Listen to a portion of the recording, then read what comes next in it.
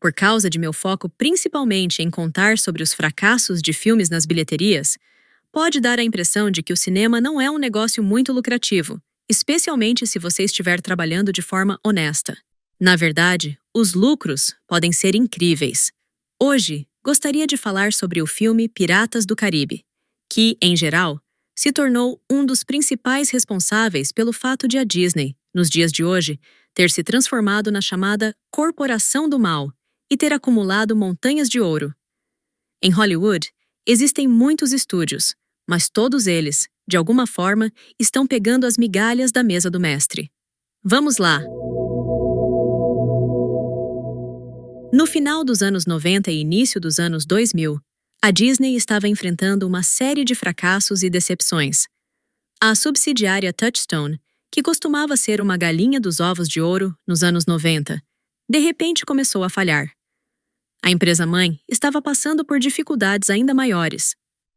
A animação clássica estava em declínio, e no cinema, um grande filme de animação da Disney, após o outro, estava fracassando, como A Nova Onda do Imperador, Atlantis, O Reino Perdido, O Planeta do Tesouro e outros. Os filmes de ação ao vivo da Disney também estavam indo mal, incluindo 102 Dálmatas, Inspetor Bugiganga, Duas Vidas, Poderoso Joe e vários outros projetos. A Pixar estava ajudando um pouco, mas naquela época ela ainda não pertencia à Disney, o que criava algumas complicações em relação à distribuição de receitas. O estúdio Disney recebia apenas porcentagem da bilheteria, e foi precisamente neste momento que o estúdio decidiu fazer Piratas do Caribe. A decisão não foi fácil. A ideia de levar piratas para as telonas já existia nos anos 90. Na época, o projeto era muito interessante para Steven Spielberg. Ele queria fazer um filme com Bill Murray e Robin Williams nos papéis principais. Naqueles anos, muitos estúdios de Hollywood estavam interessados em produzir algum filme de piratas de grande orçamento. A Warner Bros., por exemplo, estava trabalhando em paralelo com a Disney em Captain Blood. No entanto, os produtores Mario Kassar e Andrew Vina, com seu projeto A Ilha da Garganta Cortada, foram os mais ágeis. O que aconteceu com esse projeto, todos sabem. Outros projetos de filmes de piratas foram imediatamente congelados. Nem mesmo o nome de Steven Spielberg ajudou. A Disney voltou aos piratas no início dos anos 2000. Michael Eisner, o chefe da corporação que estava sob críticas por perder o espírito Disney, decidiu levar as atrações temáticas dos parques da empresa para as telas de cinema. A ideia também se aplicava a Piratas do Caribe. Todavia, tudo não correu sem problemas. Inicialmente, Piratas deveria ser lançado diretamente em vídeo, e o papel principal poderia ser interpretado por Cary Elwes. Contudo, eles abandonaram essa ideia devido ao grande número de fracassos no estúdio. Eisner precisava de um grande sucesso de bilheteria. Ninguém imaginava Johnny Depp no papel principal. Naquela época, Depp era considerado uma bomba de bilheteria, um termo usado para atores cuja participação em um filme garantia um futuro fracasso nas bilheterias. 4 dos 5 filmes de Johnny Depp, na época, sempre fracassavam. De 1999 a 2001, Depp teve fracassos de bilheteria com filmes como Do Inferno, A Lenda do Cavaleiro Sem Cabeça, Enigma do Espaço, O Último Portal e Profissão de Risco. Seu único sucesso nesse período foi Chocolate. O roteiro original foi escrito por Ted Elliott e Terry Rossio, que trabalharam em A Máscara do Zorro e Shrek, e foi polido por Stuart Beattie. Foi Beattie quem criou o personagem Jack Sparrow e nomeou o personagem, inspirando-se no ator Hugh Jackman, que ele via no papel.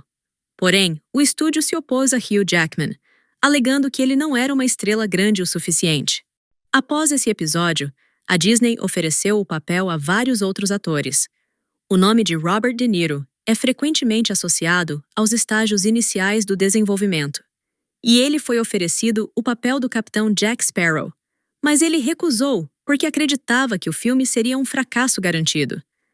Mais tarde, ele lamentou muito essa decisão e mencionou seu erro. Foi somente depois disso que o filme foi oferecido a Johnny Depp, que aceitou o papel. O orçamento alocado para o filme foi bastante impressionante para a época, Para um filme da Disney, de fato, foi um recorde. O diretor do filme foi Gore Verbinski, que havia recentemente feito sucesso com o filme de terror O Chamado. Acredita-se que tenha sido Verbinski quem, no futuro, ajudou a salvar Piratas do Caribe do fracasso. Para apoiar Johnny Depp no elenco, eles contrataram o veterano Jeffrey Rush e 2 jovens atores relativamente desconhecidos na época. Keira Knightley deve sua participação em Piratas ao seu papel em O Buraco. Orlando Bloom, por outro lado, estava ligado ao Senhor dos Anéis. A situação com Bloom é bastante engraçada. Quando o projeto de Piratas do Caribe entrou em produção, O Senhor dos Anéis, A Sociedade do Anel, já havia sido lançado nos cinemas, e o estúdio ofereceu ao diretor Gore Verbinski a escolha entre Orlando Bloom e Heath Ledger para o papel de Will Turner. Verbinski escolheu Bloom, alegando que o fez apenas por causa de O Senhor dos Anéis. O segundo filme, O Senhor dos Anéis As Duas Torres, devia ser lançado no final de 2002 e O Senhor dos Anéis, O Retorno do Rei, em dezembro de 2003. Uma vez que já era evidente que esses filmes teriam uma bilheteria colossal, o diretor decidiu que Bloom, que apareceu na trilogia, seria um investimento mais vantajoso para Piratas. A maior ameaça para o filme surgiu quando as filmagens já haviam começado. No meio de 2002, um filme da Disney chamado Barry e os Ursos Caipiras foi lançado nos cinemas e foi um fracasso. Este filme também tinha como base um parque temático da corporação Disney. O chefe da Disney, Michael Eisner, entrou em pânico. Era uma coisa quando um filme com um orçamento de 35 milhões de dólares fracassava, mas era completamente diferente quando um blockbuster de 140 milhões de dólares, no qual ele havia dado sinal verde, podia afundar. Temendo as consequências, Eisner ordenou que a produção de Piratas do Caribe fosse interrompida. No entanto, o diretor Gore Verbinski se recusou a fazer isso. Quando Eisner chegou ao set com o objetivo de repreender o diretor insolente, ele viu os cenários já construídos, o que o impressionou profundamente. Verbinski também mostrou a Eisner algumas artes conceituais que o impressionaram ainda mais. Impressionado, Eisner decidiu dar uma chance ao filme. Embora seja amplamente considerado que Johnny Depp criou um personagem incrivelmente icônico que tornou Piratas do Caribe os adoráveis piratas que todos conhecemos, muitas pessoas esquecem que o estúdio rejeitou muitas das ideias do ator. Se Depp tivesse tido sua própria vontade, o capitão Jack Sparrow teria passado o filme inteiro sem nariz, teria sido extremamente avesso ao fogo e teria pulado pela janela ao menor espirro. Em relação ao medo de resfriados e fogo, muito tenha dependido do roteiro e do diretor, a ausência de um nariz teria definitivamente transformado Jack Sparrow em um personagem completamente diferente. Embora o estúdio tenha rejeitado muitas das ideias de Depp e do diretor Gore Verbinski, o roteiro foi alterado significativamente durante as filmagens. Segundo os roteiristas, originalmente o personagem de Orlando Bloom seria o melhor espadachim do filme. Barbossa e Norrington seriam ligeiramente piores, mas mais ou menos iguais entre si. E Jack Sparrow seria um espadachim completamente inepto, mais propenso a se ferir do que a ferir alguém. Estava previsto que, no duelo com Bloom, o personagem de Depp se defenderia com qualquer coisa, incluindo um burro correndo ao seu redor. Porém, como as filmagens começaram com a cena na caverna, a correria de Depp em volta de Barbossa no escuro não agradou a ninguém, e o capitão Jack Sparrow aprendeu a manejar uma espada. A atmosfera no set de filmagens também estava longe de ser ideal. Zoe Saldana compartilhou que quase desistiu de sua carreira depois de filmar este filme. Segundo ela, a maneira como os atores fora do elenco principal eram tratados no set era terrível, e ninguém os respeitava, tratando-os como pessoas de segunda classe. Isso também se aplicava a toda a equipe técnica que trabalhava no filme.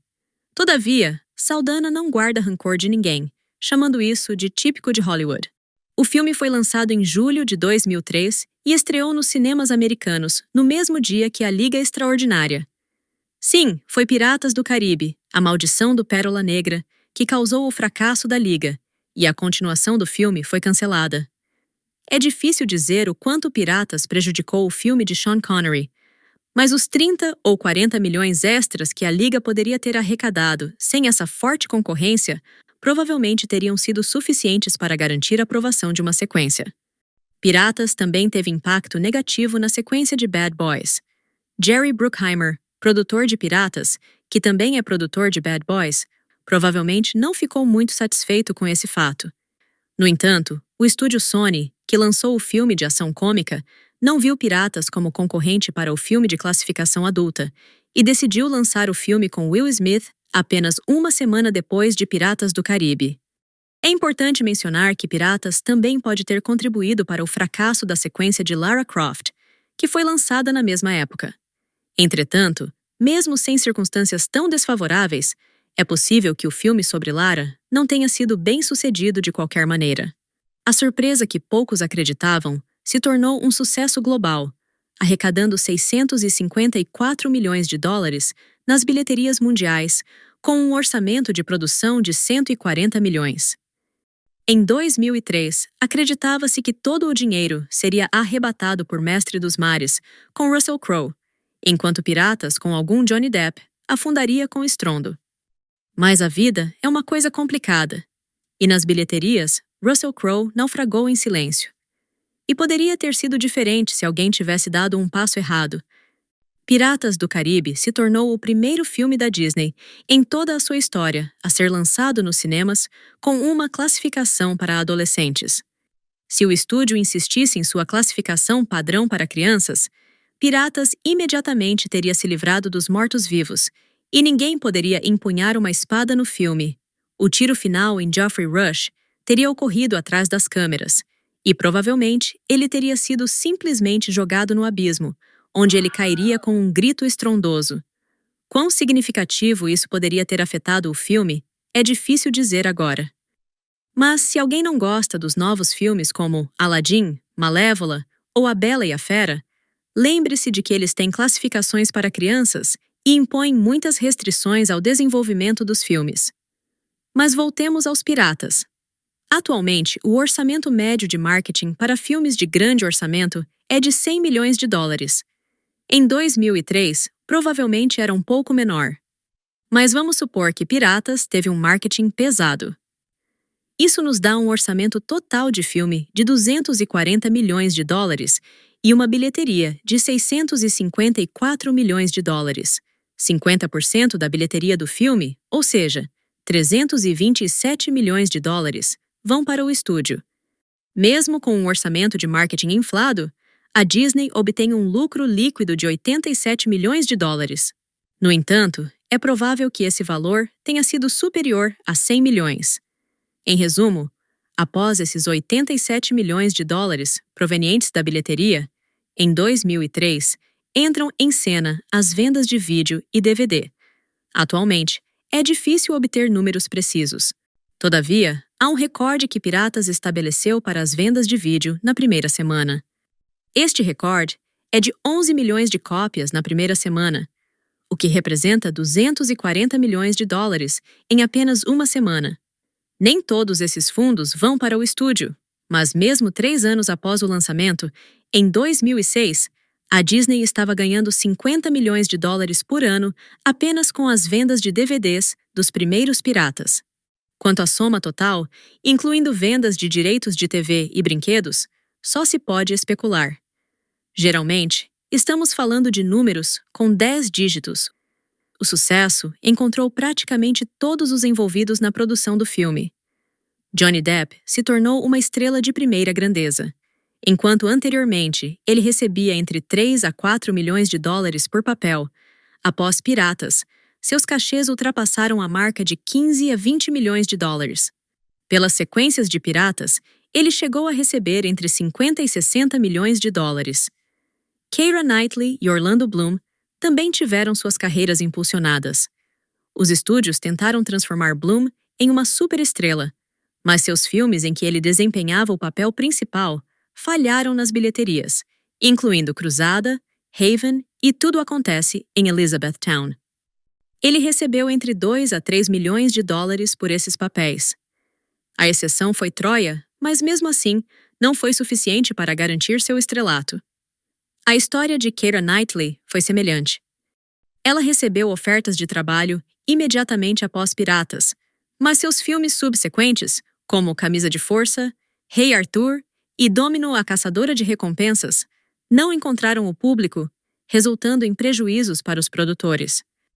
Jerry Bruckheimer, o produtor, e Gore Verbinski, o diretor, se tornaram algumas das principais estrelas de Hollywood por um tempo. Bruckheimer poderia encontrar financiamento para seus projetos de produção com facilidade, enquanto Verbinski encontrava estúdios dispostos a apoiar seu caro filme de animação Rango.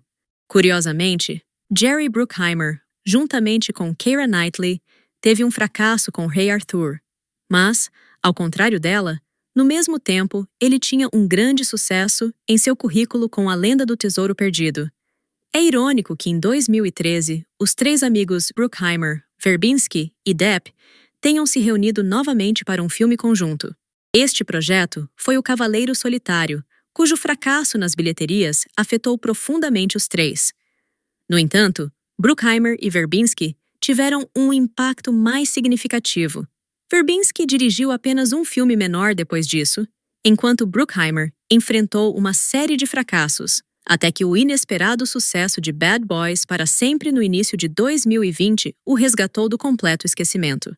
Ao olhar para o sucesso do primeiro filme sobre Piratas do Caribe, fica claro porque a Disney não quer abdicar da franquia e continua a explorá-la. Agora, eles parecem estar explorando a franquia sem Johnny Depp. Talvez seja para melhor, e assim isso terá um fim mais cedo. Até o momento, a franquia Piratas do Caribe está entre as maiores em termos de lucro na história do cinema de Hollywood. Obrigada pela sua atenção. Inscreva-se e fique conectado!